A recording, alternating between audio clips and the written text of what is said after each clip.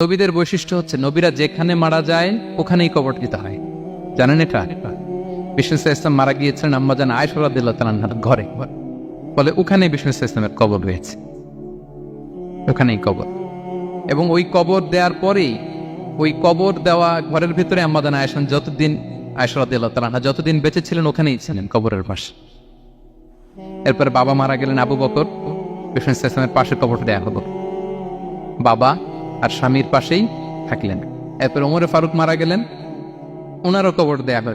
কিন্তু এখন তো আর বাবা আর স্বামীর সাথে পর্দা নেই, ওমরে ফারুকের সাথে তো পর্দা আছে। তো তখন তিনি ঘরটা হয়ে গেছে ছোট, 3টা কবরে অনেক জায়গা স্পেস নিয়ে গেছে। এখন অল্প একটু জায়গা পর্দা টাঙিয়ে দিলেন ওমরে ফারুকের সাথে পর্দা হিসেবে, ছোট্ট একটা জায়গায় যতদিন বেঁচে ছিলেন ওখানটাতেই ছিলেন।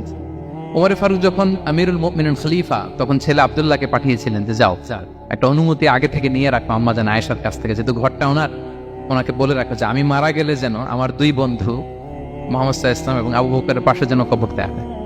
আব্দুল্লাহ এসে বলল, আব্বা জান তো এই পয়গাম পাঠিয়েছেন।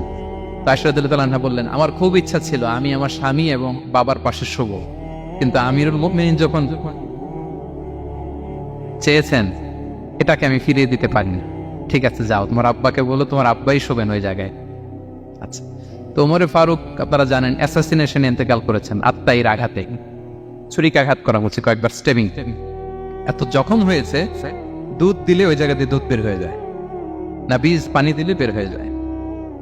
তো সবাই বলল আমিরুল মুমিনিন আপনি এবার ওসিয়ত করেন, কে হবে আপনার পরে লিডারশিপ, কে নিবে? মুসলিম উম্মাত অনেক বড় হয়ে গেছে। তখন তিনি ওসিয়ত করলেন এবং ছেলেকে আব্দুল্লাহকে আবার বললেন যে আব্দুল্লাহ আবার যাও, যে আম্মাজানের থেকে অনুমতি নাও।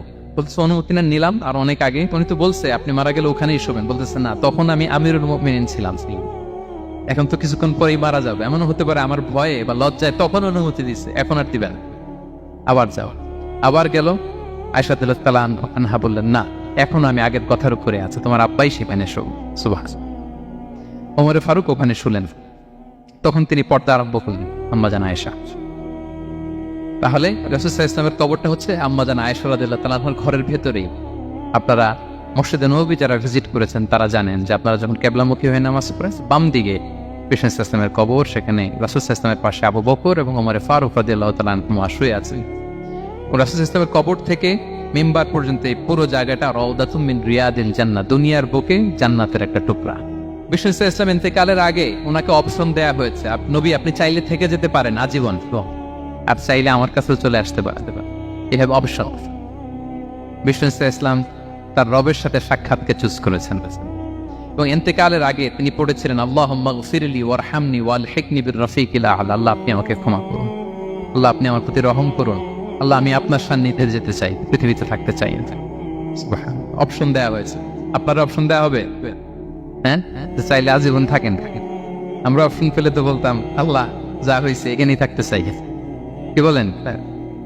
বিষ্ণু ইসলাম বলেছেন ইলা রফিকিল আ'লা, আল্লাহ আমি আপনার সান্নিধ্যে যেতে চাই। বিষ্ণু ইসলাম ইন্তেকাল করলেন এবং উম্মার জন্য এটা সবচাইতে বড় ফিতনা এবং পরীক্ষা ছিল, এর চেয়ে বড় কষ্টদায়ক বিষয় ছিল না উম্মার জন্য বিষ্ণু ইসলামের ইন্তেকাল। তিনি যখন ইন্তেকাল করলেন সাহাবারা পাগলের মতো হয়ে গেল। ওমরে ফারুক উনি বিশ্বাসই করে না, মানে আমার নবী মরতে পারে এটা উনি ভাবতেই পারেন। উনি নাঙ্গা তলোয়ার বের করে বলতে আরম্ভ করলেন, যে বলবে মুহাম্মদ মারা গিয়েছে আমি তার গর্দান উড়িয়ে ফেলব। পরিস্থিতি অত্যন্ত ভয়ঙ্কর। আবু বকর রাদিয়াল্লাহু তাআলা আনহু তিনি আয়াত তেলাওয়াত করলেন, ওমা মুহাম্মাদুন ইল্লা রাসূল ক্বাদ খালাত মিন ক্বাবলিহির রুসুল, মুহাম্মদ রাসূল ছাড়া কিছু নন, তার আগে অনেক রাসূল চলে গেছে, তিনি যদি মারা যায় বা শহীদ হয় তোমরা কি আবার আগের কুফরিতে ফিরে যাবে? এই আয়াত যখন তেলাওয়াত করলেন ওমরে ফারুক হাঁটু গেড়ে বসলেন। তিনি বললেন, এই আয়াত তো আমি আগেও জানতাম, অনেক তেলাওয়াত করেছি, কিন্তু আমার মনে হলো এই মাত্র আয়াতটা নতুন করে শুনলাম, এই মাত্রই বোধহয় কোরআনের এই আয়াতটা নাজিল হয়েছে।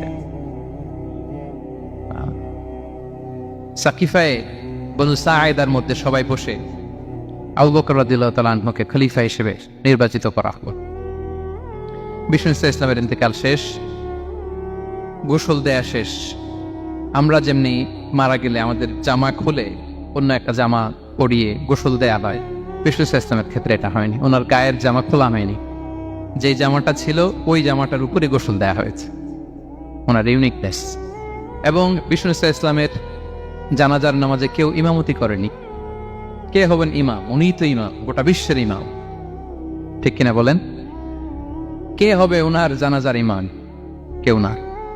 সাহাবারা ডিসাইড করলেন কেউ ইমামতি করবে না, 5-7 জন করে দরজা দিয়ে, এই দরজা দিয়ে ঢুকে নিজেরা জানাজার নামাজ পড়ে ওদিক দিয়ে বের হয়ে যাচ্ছে। এইভাবে পুরা উম্মাহ সব সাহাবারা নিজেরা জানাজার নামাজ পড়েছে।